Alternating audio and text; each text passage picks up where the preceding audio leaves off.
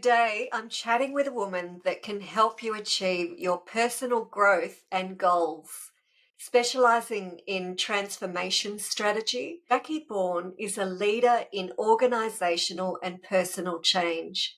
Her work over 25 years in this field has seen her guide the way that cities are planned. My ears pricked up at this when I met Jaqui last year because the way that cities are planned can have a huge impact on the way that the residents of those cities live and the health of those people.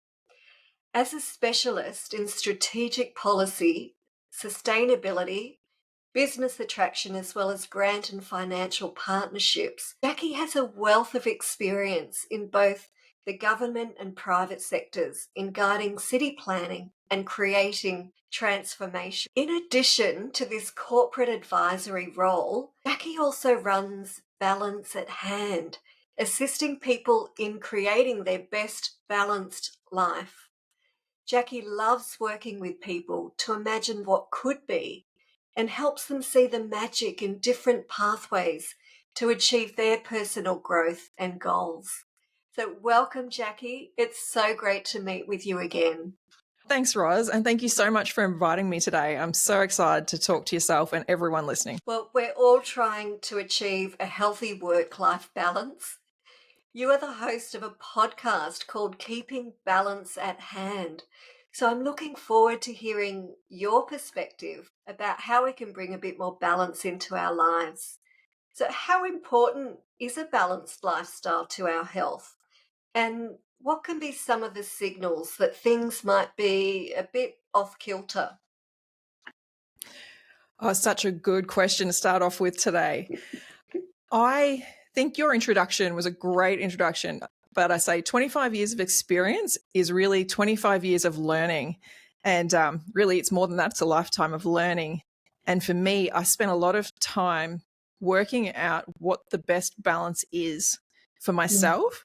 And I've worked out that it can translate to others. And there's three foundational areas that I've picked up. First is really having your purpose. Why are you here? Why are you doing what you're doing? Why do you get up every day? What are your life goals? They are so critical to you really having a pathway and a purpose for yourself. And I'll probably talk about that more, but for yourself is really important. You definitely can live for your family and live for your children. We all do that if we have children, but finding purpose for self was something that I found really important to have balance at hand. Productivity. So what actions are you taking every day to move to your purpose? And it can sound silly, but every little action that you do matters. And then preparedness, which is my personal favorite. But are you physically, emotionally, and financially prepared to weather whatever life throws at you? When you've got those three foundations together, that's how you have balance at hand. And I've found if I'm not looking after myself, if I'm not, saving for certain goals, if I don't feel that I'm being productive or moving towards my purpose, that's when you can start to feel off kilter. And you feel it. You almost physically feel it. You feel uncomfortable and you just know something's not right. And for me, I recommend to everyone, if you have that feeling, something's not right, that's the sign that you need to get curious with yourself. I think that's fabulous. And part of that involves self-awareness. We need to be aware of our body and recognize and listen to those signs when we do feel that something's not quite right. Sometimes we can just brush them aside and keep going.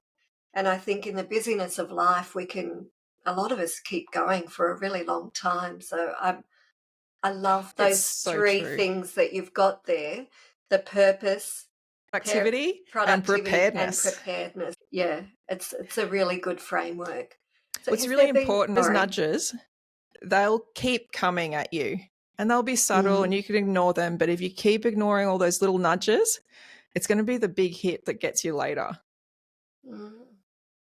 It's very powerful. Has there been a time in your life when things felt particularly unbalanced? Absolutely. And this is how I developed the framework. I actually had to get really curious with myself, looking at myself with compassion and not judgment, which is so easy for us to do. And I think for a long time I had. But yeah, I'd lost sense of self. I'd just gotten into a routine of getting through the day and getting through the week and dreading Mondays. You know, for me, weekends was cleaning and preparing for the coming week and doing all the washing and doing stuff for the family. And I just had lost hobbies. I had lost sport. I had lost anything that really used to give me joy. And then COVID hit. And it was just, not only had I started to lose sense of self, you know, we were all isolated and stuck. And quite literally, that was when I hit crisis point. And I knew that I needed to start to investigate why. And that was what generated the 3 Ps of purpose, productivity, and preparedness. What did that crisis point look like? Can I ask? Absolutely. I think for me, I had probably hit the heaviest weight I'd ever got to. I was numbing. I was numbing with food and alcohol and anything that would stop the voice in my head telling me something was wrong. But in the mornings when I'd get dressed and have that uncomfortable feeling of I don't feel comfortable in self continually, I had to really face the truth. I had to stop numbing the voice trying to tell me something was wrong and start to go curious, why was I doing it? What was I avoiding? What conversations with myself did I not want to have? You know, because that opens a Pandora's box of personal development requirements and lack. And I think it's really important that you need to stop and go, I am going to get curious, but I'm going to do it with compassion. Because if you do it with judgment, you're just back in the cycle and you're going to want to have a wine. Because I definitely liked my 5 p.m. wines. It's very brave when you do take the time to get curious because, as you say, it is a Pandora's box. We can keep a lot of stuff down for a long time. Yeah, it's big. It's really emotional, isn't it? Often many of us, we know there's stuff that we need to deal with. There's pain or there's trauma.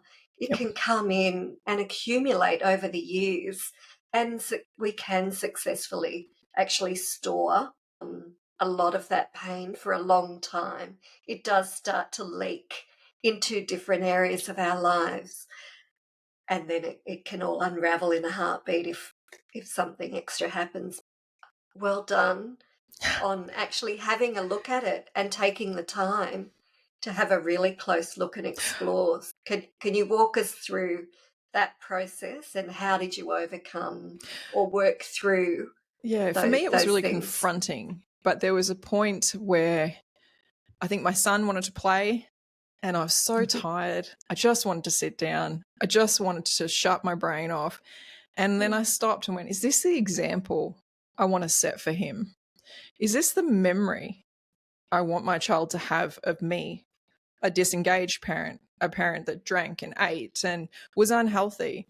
What example of exercise and healthy routine was I setting for him? For me, that was actually the turning point where I went, I'm not being the example I truly want to be for my family. So that was when I said, right, what things do I need to do, put in place?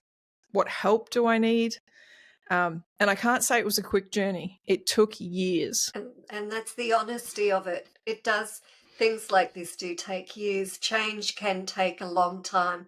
We'd all love it if it happened overnight, but it just doesn't. And we have to work through, often we need to start, at the very first priority and build on those small wins and continue to change.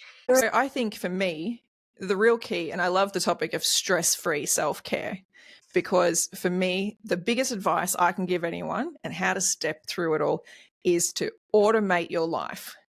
And by that, I don't mean become a robot in any sense. I mean, take decisions out on things you're going to do anyway. Take away things you have to think about. Take away everything. So your day should start the evening before every single day. Right. The day before, you should know your key actions for the next day, what you want to achieve, whether it's at home or at work. Like, what's your 3 goals? I actually have a notebook where I've got my frog, so the action I have to do that I'm avoiding, plus my 2 other actions. And I have my daily action list at work and at home. So I actually have 2 each day. Really important, keeps me on track, but keeps you productive and winning each day. But you do that the night before. Choosing what you're going to wear, critical. Just know that the night before. Have a look at your day. What do you need? Pack, organize your lunch the day before, whether it's leftovers or whether it's even, I'm going to buy lunch today. Just know so that in the morning it's done. And even having a tidy space before you go to bed. Like, there's one rule I have: dishes must be done every night before bed so that you get up to a fresh space each day. Yeah. And where you can, Ros, delegate. I think we take it a little too easy on our kids sometimes, and I think they need to learn stuff earlier than we're letting them. Yeah. I have my son packing his own lunchbox, sweeping the floor in the mornings, folding towels. You know, these things don't need to be perfect. Delegate, let your family learn. That's terrific. And I just love that example you used, and you've put it on a notebook there, of the frog. I don't know if everybody knows the relevance of that, but I did listen to your podcast on that one, and I loved it. And I too, I'm not going to show you my workboard here, but I've drawn a frog on there. Oh, that's beautiful. I find that very helpful, and I do start the day with not the worst job, but just that job that it's big. It really is a priority, and I found that really helpful. So thank you. Easy. It's the stuff you're putting off that starts to Yeah. weigh on your mind. And it sounds silly. For me, it's things like avoiding making a call to fix your insurance. Stuff that actually isn't hard. It's just stuff I'm avoiding because I don't like doing it. Yeah. Most of my frogs are stuff I just don't like doing. That's it. There's lots of life admin that we don't relish, but has to be done. So is there anything else you want to say about just moving through that time from crisis point to balance? I probably would say stop and look at your health. Take a health first approach to everything. If you're feeling uncomfortable in your body or in your mind, seek who you need and get that support team around you. Shop for GPs. I can't say that enough. I have learned that there are GPs, many, and they're all great, but they're not necessarily right for you. And when I went in and I found the GP that matches me, my world was made. And it's just the most compassionate, understanding, right for me GP. So I can't emphasize, shop around for your doctors and really set up a team. And if you need support with your mental health, go and see a GP and get their referrals and actually see someone to help step you through that journey as well. And again, shop around. That's excellent advice. And I think it's easy. Sometimes we do reach out for professional help, and occasionally we are disappointed, and then we give up.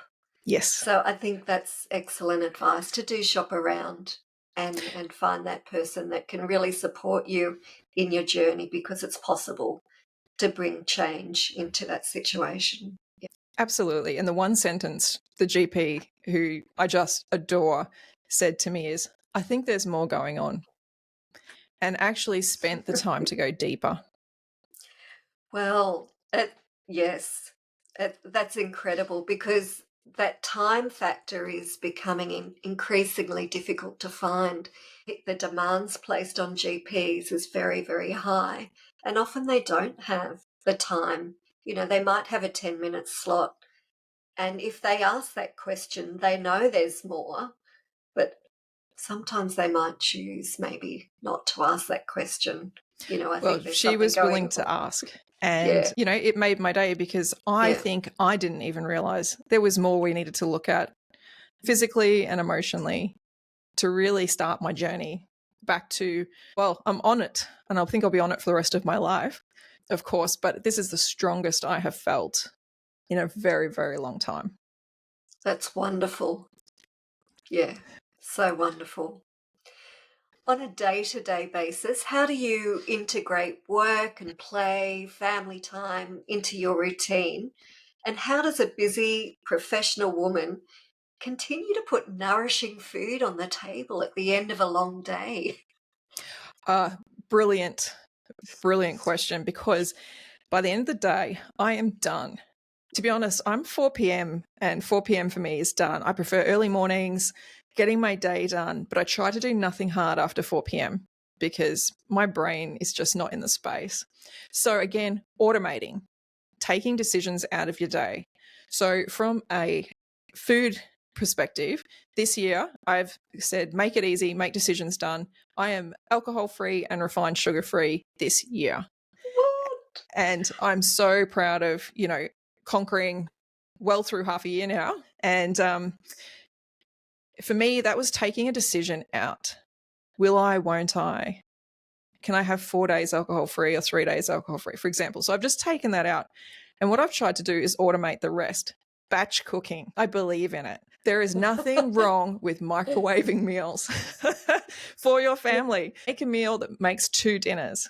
Absolutely. And I quite often will make dinners in the morning. So when I've got the energy to do it is when I actually prep my day. So Sundays, if I'm organized and done my shopping, or Mondays, because sometimes it does slip over if I'm having a fun weekend. But again, automation is looking at what do you typically eat in a week or 2 weeks. It doesn't change that much. I think it's really, really important to look at your week. By Thursdays, you're normally exhausted, and that can be a meal where you order in and take it easy on yourself. So what are you going to do Monday, Tuesday, Wednesday? And by Friday, I'm energized because it's the weekend. And typically that can just be a hot chicken and salad from somewhere. So what do? I prep and I do really easy meals. It's stuff like whatever vegetables I have in the fridge, chopped up on a tray with some oil, roast. And for winter, that's delicious. Yes. That's exactly what I do too. And it just means it's the easiest thing to do to get a whole heap of veggies. I've just discovered new veggies that actually just go in the oven as well. It's so easy, just drizzle, and I've been experimenting. You put it in, you walk away, come back in 45 minutes and dinner's ready. And if you are to the point where you get home from work and you go, I don't want to chop up vegetables, do it a few days ahead and have it in a container. So all you have to do is tip it on a tray. Oh my goodness, what a great idea. That is quite literally what I do. And if I'm feeling uber organized, which sometimes happens, I can actually put tubs in the fridge, which just have everything I need for a meal sitting there. And that's Wednesday, or that's Thursday, or that's Friday. Yeah. So all you have to do is you've taken the thinking out of it. You've automated your week, get it out, make it. And that's actually faster than ordering, driving, or having it delivered for some options. But, don't starve yourself of eating out and ordering in. I believe it. I still have pizza once a week. I think my family would be in uproar if we didn't. That's how I feel. We're very much everything in moderation. And like you, on Thursday night, I don't know why, it's often Thursday. Sometimes it can hit it Tuesday. But, I don't feel like cooking and we order in and, but it's that balance again. And sometimes, I hate to say it, but sometimes the stress of cooking, maybe it is good just to look after our stress level and just order in. It's absolutely critical. We can still keep an eye on that as well, what we order. I always say to people, if you're feeling stressed about your day or your routine, what is the trigger point that is making you stressed? Is it a hectic morning? What can you take out of that morning to do the evening before? Is it overwhelm when you get home? What are the overwhelms and how can you automate them to take them away so that you just have a really straightforward, seamless, automate your decisions? Why have I not heard this? Sorry. Well, I'm working really hard at starting to share the message. Honestly, I really need, there's quite a few areas in my life that I could automate, I'm sure, or just think ahead a bit more about. And I think that would be really helpful. So I'm looking forward to exploring your website. Look, it's really about tailoring your life for you. and taking away just those pinch points. Like, you shouldn't, if you're in a job that starts at 9 and you have to get there at 9, you should be able to get there before 9. And if you're not achieving that, or if you're getting there flustered, what are the things that we can take away so that it's a really beautiful morning and a beautiful experience? Because that's what every day should be. That's terrific. You've achieved significant weight loss in your own life. Can you share some of the strategies and habits that were most effective for you? You've already touched on some that in the preparation, but is there anything else as well that has been helpful for you? What I found is I as a person, diet will only do so much. For me, I need to exercise every single day. And what I've done is not made exercise hard. And I've recognized I don't actually exercise. I walk to remove the feeling of excuse. Because if I don't walk all day, I'm fighting with my brain going, oh, I should have walked. Oh, maybe I could squeeze a walk in. Again, automate it. I get up and I put my exercise gear on. And it's something that I do at the same time every single day. So for me, I make sure I exercise, but I do it for my brain. So there's no excuse. I can't not do this anymore. And then the key side effect is it actually helps my physical health as well. But that's brain first approach. And that's how I'm doing, sort of tackling all of, I guess, my personal health now is a brain first approach. What am I eating that's going to help my brain? Am I having enough water so that my brain is full of water and it's thinking properly? All the different bits and pieces of my day. Am I reading? Am I learning? So I now encompass that all into actually my physical health. It was so much more that I was denying myself back when I was numbing and avoiding, really looking after myself. Did you engage a health coach? How much weight did you lose, may I ask? Well, I'm still on my journey, but I've now lost 35 kilos. So I obviously got to a very uncomfortable position with myself. That's a lot of weight to lose. Well done. And I've never looked at it with a specific weight loss. Like, I have a goal weight in my head, but really that's more a conversation I've been having with my doctor. If I get there, great. But as long as I continue on this journey where I feel strong every day, then it's the right way. And if I have a day where I go, I haven't given myself the best chance to feel strong, then I know I haven't looked after myself. So that's the process. Did I engage a health coach? No. I actually just found a GP who was amazing. And they monitored me and they've checked in on me and they've given me recommendations. And one of the biggest things they probably helped me with was my sleep. I'm a terrible sleeper. I think too much. I keep myself awake. So there's been a lot of work that they have done with me around my sleep and using a lot of resources available free online. Having a good night's sleep changes everything. It certainly changes my world. Yeah, absolutely. And it sounds like you have engaged a fabulous GP who is holistic. So looking at the bigger picture. They're not just looking at one thing and they're not saying fix your diet. They're saying, how are you sleeping? It's much more. And I think you need to feel that you're talking to somebody who embraces that care for you. And I know that my GP genuinely cares for all these elements of my health. So good. I'm focusing on the concept of stress-free self-care this month on the Wellness Nurse. I met you on a retreat in Fiji last year and understand that taking a break for yourself is something that you highly value and even prioritize.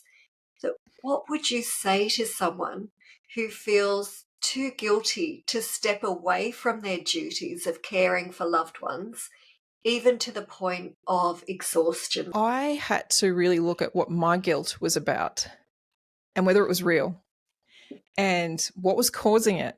And I had to stop and go, can other people help me with my family? Can I walk away and know that my children will be fed for the week and looked after if I need to travel? And the answer is yes. There are lots of people around that can help, but you have to let them. And really, for me, it's what are you feeling guilty about and looking honestly at it? Is it the fact that some things will be left for the week? Well, guess what? They can be left. Other people can help you with your child or children Or, even friends, if you need that break, take a day off work and do it while people are at work or school. Have days for yourself. There is nothing wrong with that. But if you do feel guilty about that, explore why you feel guilty about that. And really start again with curiosity and self-compassion and go, how do I break what I have set in my head as a rule? Because we all operate to these rules, but we actually don't stop sometimes and go, is this a real rule? Is this a rule I'm living for someone else? Or is this just a rule I've put in place that I don't need to follow? Because there are so many rules we don't need to follow. And that actually can be what causes the guilt. The expectation, the societal rules, but the rules culturally or family orientated that have been placed on you, but really going, are these real rules? Jaqui, that is such a profound question. And are these real rules? I know there are people in my world that what you have just encapsulated, that will speak directly into their world, into their heart, because it is hard to walk away from our responsibilities and when people are depending on us. But if we can explore and if we can ask for help, maybe we could give it a go and things won't fall apart. They may be done slightly differently, but it will be okay and our people will be okay. And start small. If you're going to be a rule breaker, start small with yourself and say, I just want to have a bath. I just want an hour to myself on a Saturday. How can you get an hour to yourself on a Saturday and just sit in the bath and enjoy, right now, the warmth of it because it's freezing. So start small before you get big and go away on week-long retreats. But work your way up to it, because I promise you, a retreat, for anyone that hasn't been on one, allows you to reset, recharge, reflect, and really re-engage with yourself. And it brings you back as a stronger, better person. I was terrified when I went on my first retreat, my first time traveling overseas myself, my first time going alone. But what I found was an amazing group of women that I was with. I empowered myself by going, wow, you can do this. You can travel. You can be. And guess what? Everyone else is looking after the things at home. Things aren't falling apart. They're fine. And in fact, you come back to a house that's stronger, more independent, and it's growth for everyone if you look at it from a really holistic perspective. Yeah, that's so good.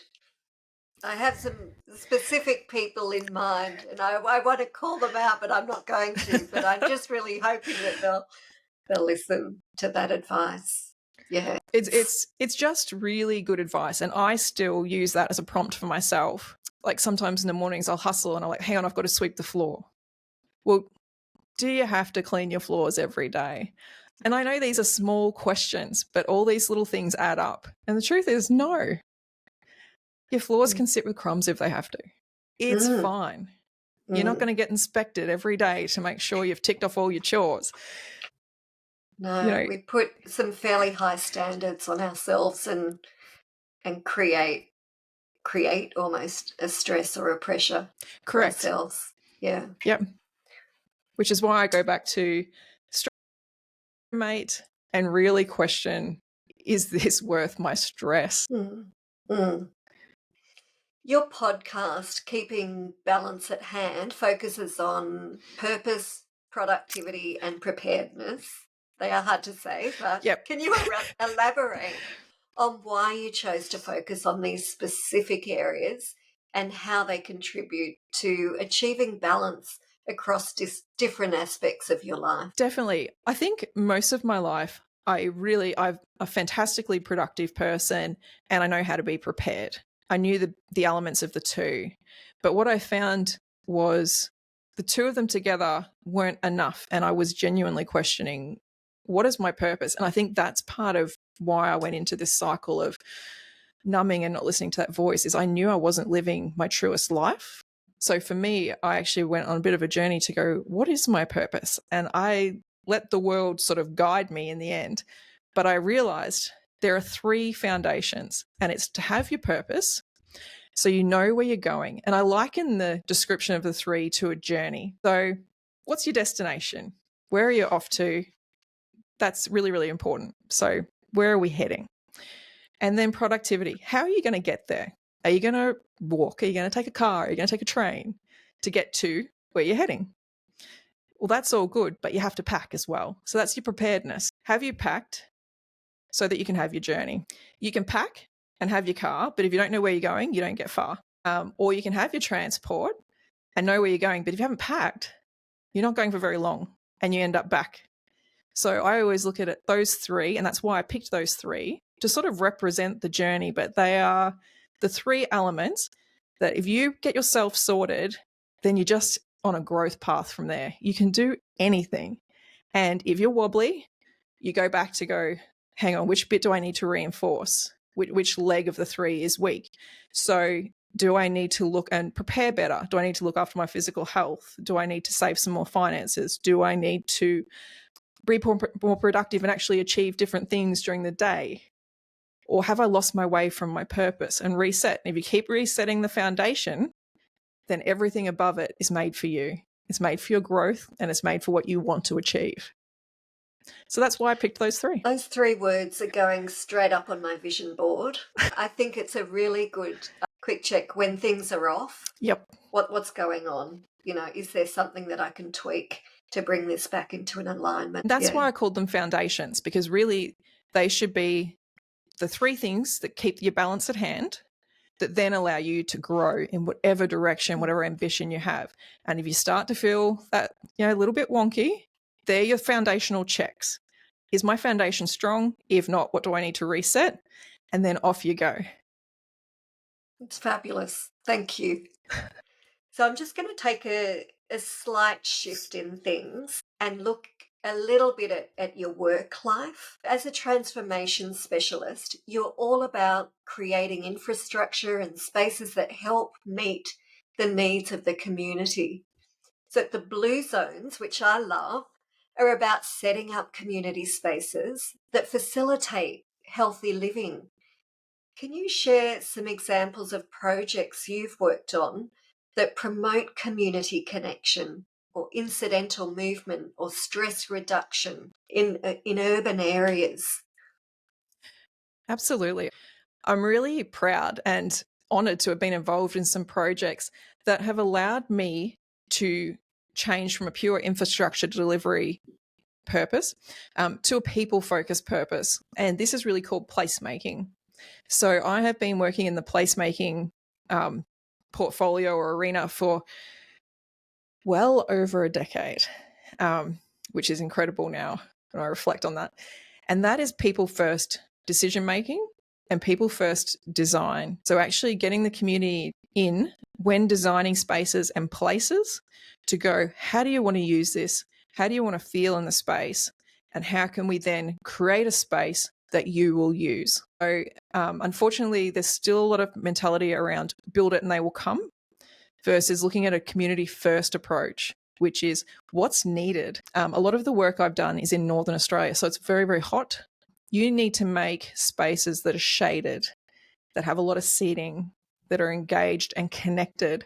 And it's fantastic. So a lot of incidental movement creation by making sure they're shaded. When it comes to spaces of connectiveness and incidental exercise, it's about making spaces that is for everyone to use, all participants, all accessible.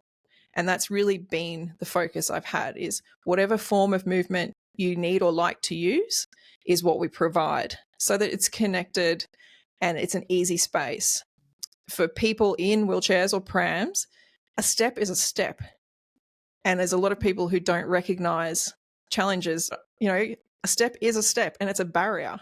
Yes. So we need to make sure we remove all barriers, take an all access approach and make it friendly and usable. So are you covered from the elements? Because it's easier to walk in a space where it's shaded or you won't get rained on.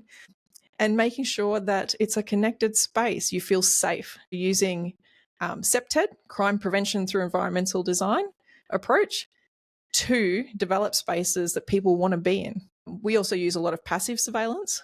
So activating a space for people, but then having users above it. So apartments or really making sure the space is filled with people, because that's the best kind of space. So it's been wonderful. And I've been able to work with some amazing developers who really embrace this approach to develop spaces for people.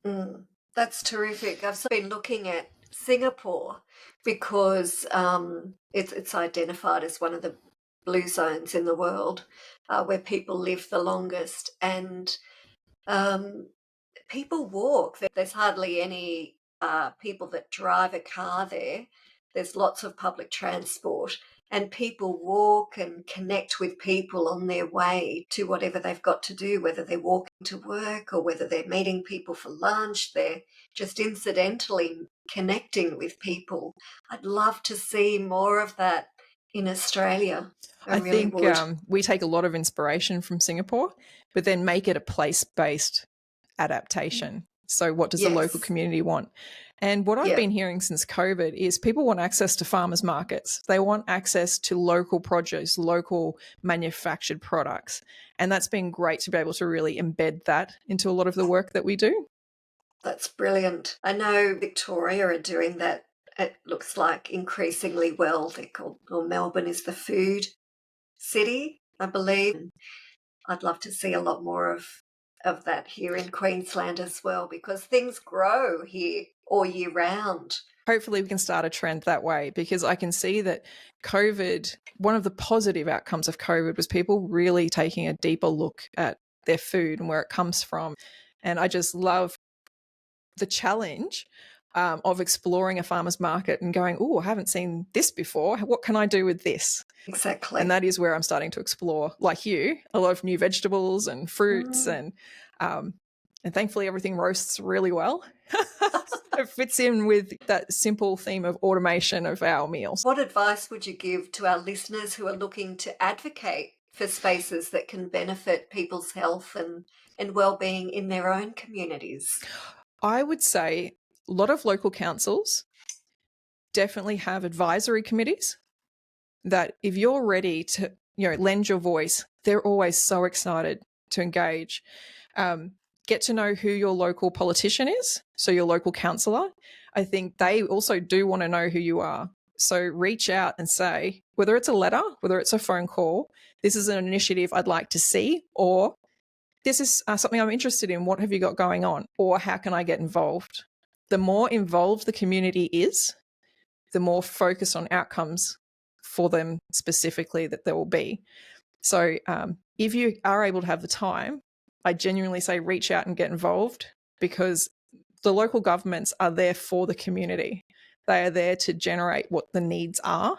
But if you don't lend your voice, they won't realise the volume of people behind the movement. I'm up for it. I'm going to do it. Yeah. Finally, what legacy do you hope to leave through your work in transformation strategy, and what are your future goals for keeping balance at hand? Legacy is something I think about a lot because it ties in for me with my purpose. So I've amassed this amazing amount of knowledge, and I'm going to continue to amass it because I'm a lifelong learner. And I think that's super important for your brain. And I really encourage everyone, no matter what your interest is, to keep learning, to keep reading, listening, watching documentaries. But I was also born with super organizational powers. I want to share that because I do it automatically in my head, but I want to help people get organized and remove chaos from their life, because organization is just removal of chaos. It doesn't mean your cupboards are perfect. It doesn't mean that everything is shiny and looks like a home beautiful magazine. It just means you've taken the chaos out. So a bit of that automation stuff we talked about earlier. So I really want to share with individuals and businesses tools and techniques they can use to really just get that chaos out of their lives, be organized, and share what I've learned. And I think businesses really need to invest in their people, because personal development in any form results in really more engaged and empowered employees. So it doesn't matter what industry you're in, if you're helping your employees become better people, that's a great outcome for your business. And I think lastly, I really, really want to make a significant impact on climate change. So I've got some work coming up in that area, Ros, so stay tuned. I will do. And I just want to thank you for your time today, Jackie. You've got such a wealth of experience, both at organizational level and at personal level, bringing transformation. There's just a wealth of tips and techniques that you have woven into this discussion. And I know those tips are going to help people. Is there a way that we can reach out or people can get in touch with you? How do people find you? Well, I love hearing from people. So anyone that wants to reach out, I love a convo. So yeah, just stop me talking. You can get hold of me either through my website, so balanceathand.com, or easy one, an email address, hello@balanceathand.com. Nice and Beautiful. easy to remember. Any questions, I'm open to any discussions. And I really hope that everyone that listened today got something from this and they're putting a little piece of balance into their lives. Thank you so much, Jackie. Thanks, Ros.